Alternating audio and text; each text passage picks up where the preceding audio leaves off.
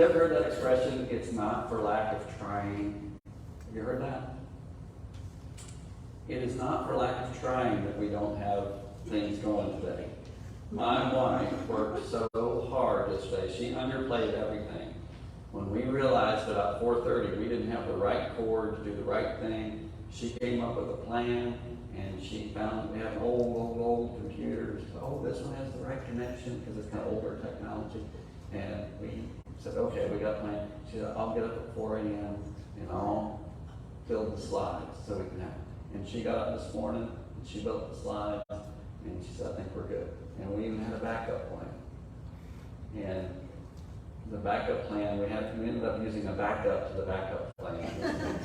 How we ended up having. So she's not going to say all that, but I can tell you that's pretty sweet that she did all that.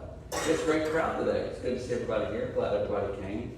We are in a series called Ordinary People, Extraordinary God. And the message really today is unique, because we're going to look at a unique person in the Bible. You've heard and know for a fact that there are moments in life that happen in a split second. And when they happen, it can change a life forever. It could be any number of things. It could be just a traffic accident or something like that. But it could also be something that was a willful decision. Just yesterday I was watching a show called Comedians in Cars Getting Coffee with Jerry Seinfeld, and he spent time with his old actor friend, Michael Richards, who played Kramer on the show. Now, a lot of people may remember that character, remember that man, but they forget that he went into obscurity when in the moment that he will always regret. He was on stage doing stand-up, and someone heckled him from the audience, and he played into him in a pretty bad way, and he has fallen into obscurity. He'll always think, if it hadn't been for that moment, who knows what my life would be like. And I think that's probably what happened to Moses. When one thing happened in a moment, happened with him, he thought, boy, what would life have been like if I hadn't done that? Exodus chapter 2, verse 11 and 12 tells the story this way. One day after Moses had grown up, he went out to where his own people were and watched them at their hard labor. He saw an Egyptian beating a Hebrew, one of his own people. Glancing this way and that and seeing no one, he killed the Egyptian and hid him in the sand. Now, the Ten Commandments had not yet been written, but there was written on where Moses, he knew what he had done was wrong. So he hid the body in the sand. But the story goes on. The next day he went out and saw two Hebrews fighting. He asked the one in the wrong, why are you hitting your fellow Hebrew? The man said, who made you ruler and judge over us? Are you thinking of killing me as you killed the Egyptian? Then Moses was afraid and thought, what I did must have become known. And that was a life-changing moment for Moses. He fled the privilege of life in Egypt that he had known for 40 years. He became a shepherd in the hillsides of Midian, and this one mistake changed his life. And little did he know at that time that God still had a plan for him, but it would be 40 years before he'd find out what that plan would be. So we're going to study Exodus chapter 3 and a little bit into Exodus 4 today, so we can look at one of the greatest stories in the history of the world, one of the greatest leaders in the history of the world. Now, I know it's kind of ironic, as you might think, and this is definitely not a political statement, but Moses was 80 when God chose Moses to do this great Exodus. We have other leaders in our world who are around 80 years old, and so it is unique in time to think that he was the age of someone that we know is in power right now. Moses was born in Egypt. He was a descendant of Abraham. And when Abraham's great-grandson Joseph, we talked about this a little bit last week, was transplanted to Egypt, he was sold into slavery. Now his life was the story we studied last week, but eventually he was raised up to become second in command in Egypt, and he was used by God to help when a severe famine was coming over the land. You can remember from the story from last week that eventually Joseph's brothers, who sold him into slavery, came to Egypt looking for food. And in the process, Joseph had a choice. He could have either enslaved them himself, he could have mistreated them, he never had to tell them who he was to begin with, because they didn't recognize him, because he looked different, spoke a different language, and so forth. Instead, he later revealed himself to them, he forgave them, and he said, what you meant for evil, God intended for good, and he forgave them, and they came, and they received food, And then 70 of Joseph's family came and moved to Egypt. And then once they moved to Egypt, at the invitation of the Pharaoh, things changed. The Bible says in Exodus 1:7, the Israelites were fruitful and multiplied greatly and became exceedingly numerous, so that the land was filled with them. A new Pharaoh came to power. And one of the saddest scriptures in Exodus is where it says, who had Joseph meant nothing to him. He had no memory of Joseph. Joseph didn't mean anything to him. And so he recognized that these Hebrew people were growing in number. And in his mind, he thought, if these people ever side with our enemy, if they were to ever join forces with our enemy, we would not be able to overtake them. They would be too numerous for us. And so he decided to enslave and oppress the Hebrew people. Now, Egypt at the time was a place of high culture, high education, but you can't let people you want to oppress get educated. You have to keep them working for you, toil and labor, working with bricks and mortar, building cities. That was the whole purpose of the Hebrew people's lives. And Exodus 1:14 says, they made their lives bitter with hard labor in brick and mortar and with all kinds of work in the fields. In all their labor, the Egyptians used them ruthlessly. That's a difficult thing to read, but it's the way they were treated. But Pharaoh even went one step further. He decided that the midwives of the Hebrew women should kill every boy born to the Israelites. He was going to control the numbers. But he's going to let each girl live. The midwives were so horrified at the command, they didn't obey, and the Lord blessed them for that. So the king ordered that every baby boy that was born be thrown into the Nile. And that is where Moses' story begins. Even though he was born under a death sentence, his parents were slaves, his parents protected him and hid him for 3 months, which would have been a challenge in and of its own. But eventually his mom was concerned they wouldn't be able to keep him as he grew older, so they put him in a basket, filled and covered it with tar and pitch, placed him in the Nile, and trusted God to watch over him, and they watched him float down the Nile. I can't even imagine the pain of that. But while he's floating down the Nile, God's hand was at work. His sister Miriam kind of watched along the banks, and he eventually floated down until he came in contact with Pharaoh's own daughter. And she heard him crying. She was bathing in the Nile, and the scripture says she felt sorry for him. So she took the basket and brought it in, and she decided she was going to raise this baby. Miriam then goes to her and says, would you like for me to get one of the Hebrew women to nurse him for you? And she decided that she should. So she went and got Moses' own mom, who nursed Moses, and she got paid for it. Now, only God can do something that amazing. So here we have Moses' life. That's how it began. And you can really break his life down into 3 key parts. The first part is from birth until about the age of 40. And during that time, he grew up in Egypt. He had all the finest things you could possibly have because he grew up in Pharaoh's household. So he had everything you could ever want. There was nothing that he was denied. It was all his. Culture, education, food, everything was at his disposal. Then you have from the age of 40 to the age of 80. At 40, when he kills the Egyptian and flees to the desert, he eventually meets up with Jethro, who was the priest of Midian, and marries his daughter, Zipporah. He becomes a shepherd on the hillsides of Midian, and he probably at that point in time spends 40 years thinking about the mistake he made.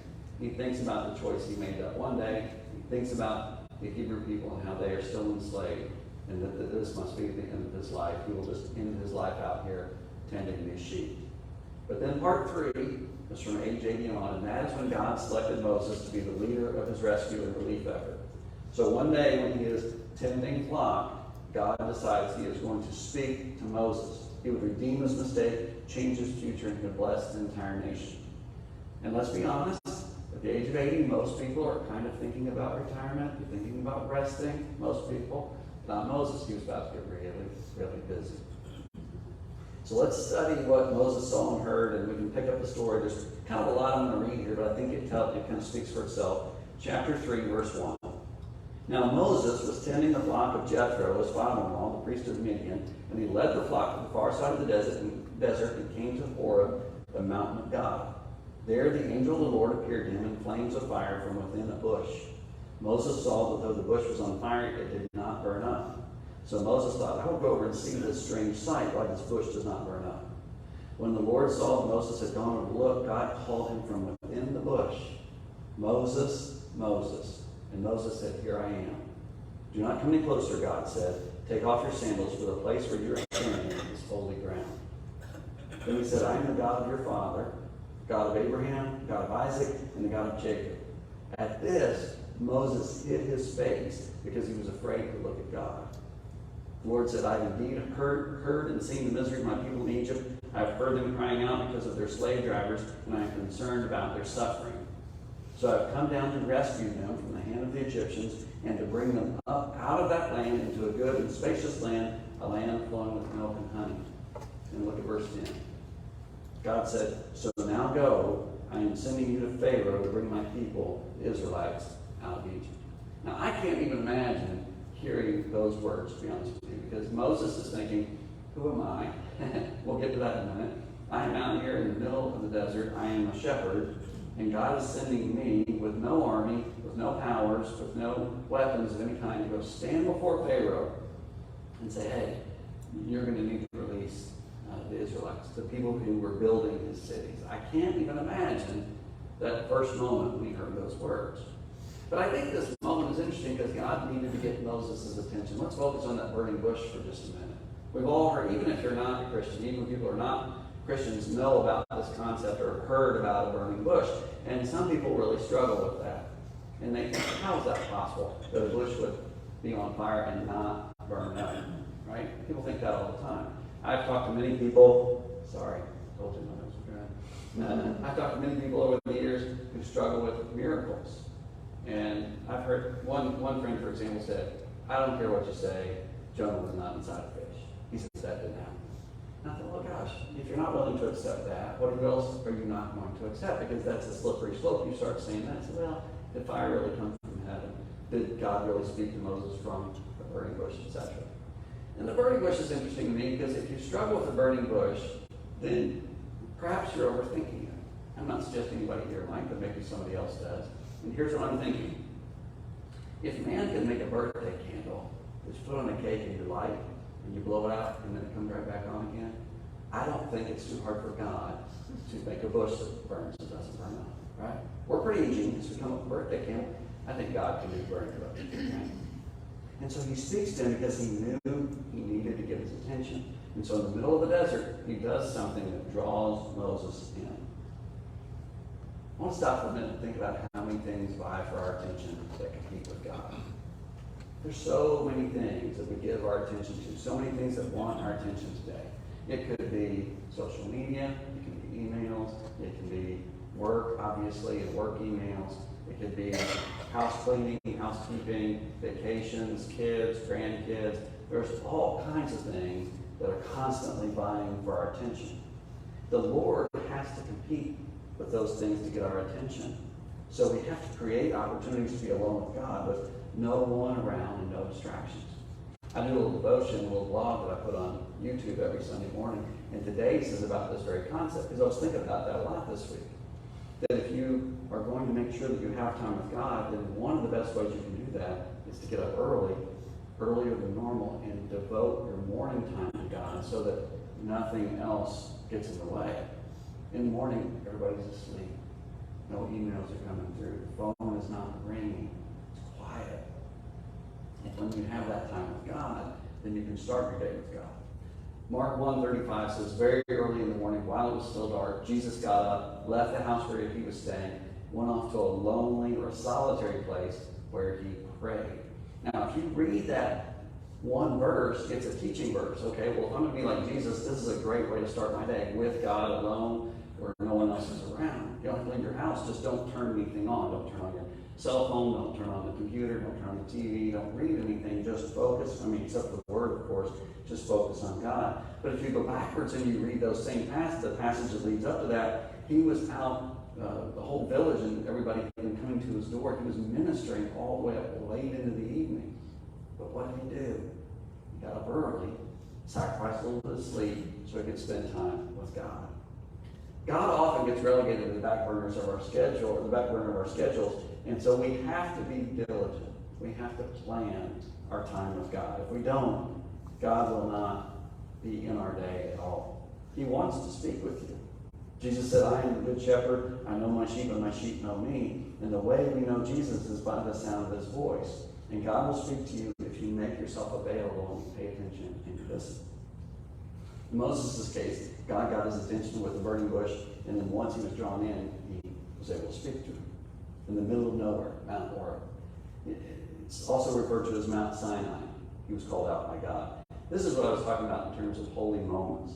Robert Young wrote a book called Holy Moments, and he said, holy moments are when we are most tender and vulnerable, when we are most sensitive and loving, when we hurt the deepest, and we feel with all of our senses. Now, I have never heard the audible voice of God, but I know when God is speaking to me, because I know it's congruent with his word, and I know that he's asking me to do something. And it might just be pay attention. It might just be listen. I have some things I want you to know. But God will speak to you if you'll make yourself available. Now, there's different ways to do that. I just mentioned one, getting up early. Sometimes people like to get out in nature. I mentioned that earlier. You get out in nature, you feel like you can hear the voice of God. Scripture says in Psalm 19, the heavens declare the glory of God. The skies proclaim the work of his hands. Day after day they pour forth speech. Night after night they display knowledge. When you look around in nature, it's hard to not see God. The other day I got out in the early morning, and I went to the trash to get the trash can, and I looked up and there was the moon, and there was Jupiter right next to it. And I confirmed that because I got my phone out, got my little starlight thing, and I was, oh, that's Jupiter. I couldn't help but tell Aaron, hey, look, go outside and look, Jupiter's right by the moon. Because we know God hung the moon and the sky and those stars and planets, and it's beautiful. Sometimes those moments happen when you listen to Christian music. That song we sang or listened to right before the message is one that just brings me to tears every time. You may have similar songs or Christian music may kind of bring you into that presence of God. Of course, we should have holy moments when we spend time with God, reading his word and in prayer. Deuteronomy says, man does not live on bread alone, but on every word that comes out of the mouth of God. Holy moments might happen when you're talking to a non-Christian and you see a light bulb go on. You feel like maybe you planted a seed that day. They may happen when you go to a hospital to visit a friend and you connect. Or maybe you meet someone and you go, that person loves the Lord. And you feel the connection. That could be a holy moment. The other day, on Friday, we had a meeting up in Atlanta with the company I worked for. And this guy came in, and the more he talked, the more I thought, this guy believes in Jesus. I could tell. And eventually he started to talk about going on a mission trip. And I went to him afterwards. I said, you love the Lord, don't you? He said, yes, I do. And I felt a connection immediately with him as a result of that. Kind of a holy moment. Whenever you experience a holy moment with God, pay attention. There's something he's teaching you, something he's telling you, or something he wants you to do. In this case, this holy moment with God for Moses was, I've got a big job for you to do. You're going to release these people from captivity in Egypt. So even though Moses had this moment, he had 5 objections to God. He didn't just object once, he objected over and over and over. So let's go through some of his objections. I think we can learn something through every one of them. The first one was, he said, I'm nobody. In verse 11, Moses said to God, who am I? Who am I that I should go to Pharaoh and bring the Israelites out of Egypt? I think Moses had low self-esteem at this point in his life. And I think he had that low self-esteem because he had an inferiority complex, because he had a failure in Egypt 40 years before, and there had been nothing that had given him an opportunity to change that situation, and as a result, he was just kind of down. And I think many people struggle from inferiority complex. I think that's true. You maybe don't think too much of yourself. I think there are reasons that we can feel that way. One is from negative programming from childhood. I was in a men's group one time talking with some men, and a man who's older than me, probably in his early 60s, said, I remember when I was 8 years old, something close to 6 and he repeated it. And it had damaged his self-esteem so much that he never forgot. He was 16 years old, still recalling the words of the coach that he made. And that's not uncommon. If a parent, if a school teacher, or if a coach, someone in authority over you, or a child, spoke down to you and said, well, if there's a wrong way to do something, you're sure going to find it. You're not going to announce anything. Often that will cause you to have a sense of inferiority. Another reason that people feel that way is because of past failure. I know this has affected me a lot in my life. You have a failure in your life, and you go, boy, I don't know what God's going to do with me now. I've messed up. And so sometimes that failure can lead to floodgates of inferior feelings. Getting cut from the team, losing a job, a bad business deal, relational failures, maybe a loss of a marriage, loss of a friend, a rocky relationship with a child. All those things can really affect our self-esteem. The most significant source of feelings of inferiority is Satan. Nowhere in the Bible does God teach or condone us to be self-loathing or self-deprecating, but we often fall into the trap of despising ourselves. Sometimes it's secret sin, sometimes it's addiction. It doesn't matter. Satan came to steal, kill, and destroy. And whichever way he can get in your head and draw you down, he'll do. Now, one of the great remedies for the inferiority complex is to just trust God. These words that God said to Moses are a great way to remember that God is always on our side. Verse 12, God said, I will be with you, and this will be a sign to you that I have sent you. When you have brought my people out of Egypt, you will worship on this mountain. He spoke to him with victory in the words already. When you bring the people out, you will worship on this mountain. I'll be with you. Don't worry. Now, if Moses had really been hearing him, he would never have had objections 2 through 5. He would have stopped right there. But he wasn't hearing God. And so he came back with a second objection. This second one was just simply, I don't know your name. He needed credibility. He said, I'm going to go speak to the elders of the Israelites, and I go and say that God has brought me as a representative. Who am I supposed to say sent me? And so God said to Moses, I am who I am. This is what you're to say to the Israelites. I am has sent me to you. God told Moses, I am who I am is my name. The Hebrew verb there is be, or to be, or to become. Jesus later on took that very name and says, I am the bread of life. I am the true vine. I am the light of the world. Moses' third objection is in chapter 4, beginning with verse 1. Moses was worried that nobody would believe him. He said, what do I do if they do not believe me or listen to me and say, the Lord did not appear to you? So the Lord gave him 3 very convincing signs that he had been his chosen servant. The first was, he said, take that staff that you have, throw it on the ground, and it'll turn into a snake. And you grab it by the tail, and it'll turn back into a staff. He said, secondly, if that doesn't work, take your hand, put it inside your cloak, your helping hand, put it inside your cloak, pull it back out, it'll be filled with leprosy, put it back in, pull it back out, it'll be healthy. And then he said, if that still doesn't work, he said, take some water from the Nile, verse 9, pour it on the ground. The water you take from the river will become blood on the ground. Now that was a sign of all of the great miracles God was going to do to help release the Israelites from bondage. Moses had another objection.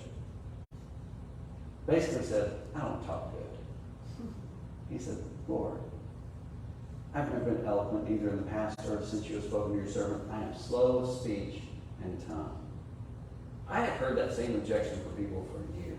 I don't talk good. Don't make me stand up and say anything. Don't ask me to do a meditation, communion meditation. Don't ask me to give a testimony. I'm not a good talker. I don't talk good. You know what? Some of the best people who are not good talkers give the best testimonies because they speak from their heart. They're not eloquent, but they just share what's in here. And I think that's what God wanted them to do, just share what's in there. Moses was making a classic mistake, forgetting that God was going to help him. God says, I will speak and teach you what to say. But then Moses had another objection. Look at verse 13. But Moses said, pardon your servant, Lord. Please send someone else to do it. Isn't that great? It's kind of like he ran out of things to say. I don't know what else to say. Just send somebody else. Don't send me. Yeah. And Jesus asked, why do you call me Lord, Lord, and do not do what I say? Isn't that interesting? Moses says, pardon your servant, Lord. Please send somebody else. Called him Lord, but he was saying, I'm not going to do it. And Jesus was saying, hey, if you're going to call me Lord, then we're to obey. Moses' last objection kind of got pretty upset. He says, I'm going to send Aaron with you. He'll speak on your behalf. But over time, Moses ended up becoming an eloquent speaker in his own right. He didn't have to rely on Aaron as the main speaker. So God told him to go. Remember to take a staff with him, and the staff would be an important part of the miracles that God would use to deliver his people. Now there's a few lessons we can learn here. Moses was just beginning his new life at the age of 80. He would serve the Lord. His power would be evident throughout the ministry of him leading the people out of Egypt. And he would become, really honestly, one of the greatest leaders in all of human history. He did go into Egypt. He did take only his staff. He did not take an army. And Pharaoh, with his amazing army in Egypt, was not able to stop him from delivering 2 million people out of captivity. Have you ever seen the movie Prince of Egypt? If you haven't, it'd be worth renting. It's a cartoon movie. It's pretty good. And my favorite scenes is when they are finally delivered through the dry ground of the Red Sea, and they make it to the other side. They begin to rejoice because they know they're free. God was planning their freedom all along. So Moses went with only his faith in the words of God and the promises of the miracles, and did exactly what God asked him to do. Here's one lesson. God calls people to lead, but the call is not always dramatic. God called Moses, he called Joshua, he called Jonah, he called Paul, Mother Teresa, Martin Luther, Billy Graham, and so many others. But often the call of God is not a dramatic call, but you know he's calling you nonetheless. God calls fathers to lead in their homes and to lead their kids and eventually their grandkids to Jesus. He calls business owners to operate with integrity and to take care of their employees and lead with Christian influence. He often calls people to teach little kids in Sunday school class and other types of ministries. It's not a dramatic call, but it's a call nonetheless. People define leadership in many ways. I think my favorite way to define leadership is influence. Leadership is influence. Because there are a lot of great leaders out there who are doing the wrong thing, but they're influencing people to do something nonetheless. I often hear about people who are leaders of gangs and leaders of drug movements and things of that nature. And I thought, they're a leader. They're just leading people in the wrong direction. If they just use that energy for the right purposes, they could be a great leader in business or a great leader of something else if they were focused on the right things. But leadership is influence, whether you influence people in the right way or the wrong way. But God is calling us to lead people to know him. Jesus said, let your light shine before men that they may see your good deeds and praise your Father in heaven. We are Christ's ambassadors. We are called to be leaders. So the call of God, though it's not always as dramatic as Moses, it is still there. Sometimes it's dramatic. Paul's call was pretty dramatic with a blinding light from heaven. But sometimes it's just a tug on your heart. Sometimes it's just, I feel like I'm supposed to do this. You know?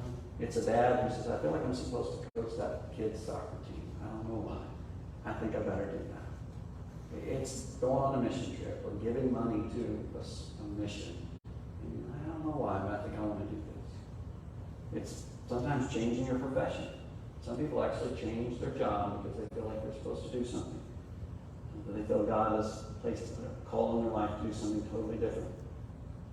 When you sense God calling you, you need to remember that you can trust God's call. That's the second lesson. Warren Wiersbe put it this way. The will of God will never lead you where the power of God can't enable you. The will of God will never lead you where the power of God can't enable you. So walk by faith in his promises. One reason people don't respond to the call often is that people think so little of themselves. They know their faults. They know their missteps. And they go, I don't think I should serve the Lord. I'm not worthy of that. Don't forget, Moses wasn't a perfect man. He had faults. He had a problem with his temper that showed throughout his life. He was impulsive at times. He had murder on his record. But God forgave those faults and used him to be one of the greatest leaders ever. Peter, he was interesting. He spoke out of turns. Felt like he had to say something every time. One minute he's saying, you're the Christ, you're the Messiah. And the next minute he's saying, no, Lord, that's never going to happen. And Jesus had him say, hey, get behind me, Satan. Peter made promises he didn't keep. He took a sword to the Garden of Gethsemane and promised Jesus, I'll die with you if I have to. And then 2 minutes later, he was denying even knowing Jesus. But Jesus used him anyway. forgave him and gave him the opportunity to preach the very first gospel message and to start the church. Paul was a terrorist. He was a literal terrorist, thinking he was doing the right thing, taking Christians and having them thrown in jail. And he was proud of it. And he stood watching the death, the stoning of a man full of grace named Stephen. He was telling the cloaks of everybody else while they literally killed him with stone. And he was satisfied with that. Then God called him. He said, hey, you're a leader, but your influence is going the wrong direction. You follow me, and we'll do some great things to reach people. And they ended up being a preacher to the Gentiles. People like us, non-Jews, who know that Jesus is the Messiah. God knows you're not perfect. He knows you have faults. He knows your problems.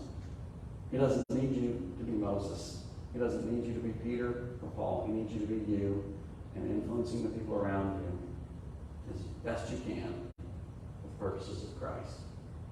And sometimes you might wonder if your influence is making any difference at all. You won't know sometimes for a long, long time. Plant water, let God give the increase. He'll take care of the rest. Let's pray. Lord, we love you. And we thank you for all you do for us. We thank you, Lord, that you call us and that you do so knowing that we're not perfect. Some of us have really messed up. But Lord, you'll use us anyway if we'll be ready, willing, and available. Lord, in whatever way we can influence the people around us now, I pray that you'll help us. These times to me seem like it's getting darker. So help us shine as brightly as we can for you. We love you. We give you glory and honor and praise because of who you are and what you've done and what you will do. It's in your beautiful and precious and holy name we pray all these things.